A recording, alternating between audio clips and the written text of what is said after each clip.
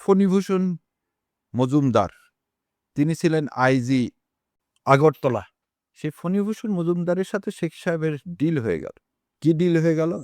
যদি পাকিস্তান থাকে তুমি কোনোদিন ক্ষমতায় যেতে পারবে না, এটাকে ভাগ করো, এবং ভাগ করার জন্য তোমাকে অস্ত্র দিয়ে দিচ্ছে হবে। কি অস্ত্র? সেটা হচ্ছে বৈষম্য।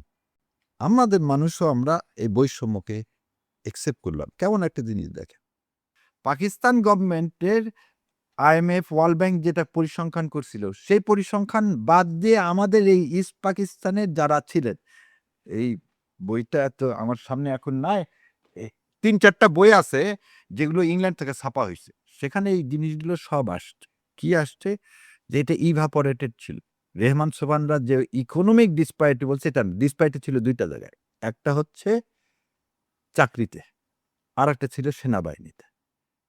আমাদের শিক্ষাগত রেট 1% ছিল 47 সালে, পাকিস্তানে ছিল 8%। পাকিস্তানের ইউনিভার্সিটির সংখ্যা কত বেশি? আমাদের এখানে ইউনিভার্সিটির সংখ্যা কম। পাকিস্তান আগে থেকে একটা ফুল ফেজের রেজিমেন্ট ছিল, আমাদের এখানে তো রেজিমেন্ট কিছু ছিল না। তাহলে তো আপনি অটোমেটিকলি প্রায় 1.5 লাখ সৈন্য তো ওখানে আছেই। তাহলে আপনাকে যদি 1.5 লাখ সৈন্য মিলাতে হয়, ইট টেক্স টাইম। আমরা তো জনসংখ্যায় বেশি। তা আপনি যেটাকে বলতেছেন আসলে বৈষম্য, এটা ইভাপোরেটেড বৈষম্য। আর বৈষম্য নিরসনের জন্য স্বাধীন হয়ে যাবেন, এটা পৃথিবীর কোথাও আছে আমার জানা নাই ভাই। তাহলে এই বৈষম্যকে হাতিয়ার করলেন আপনি ইন্ডিয়ার সাথে।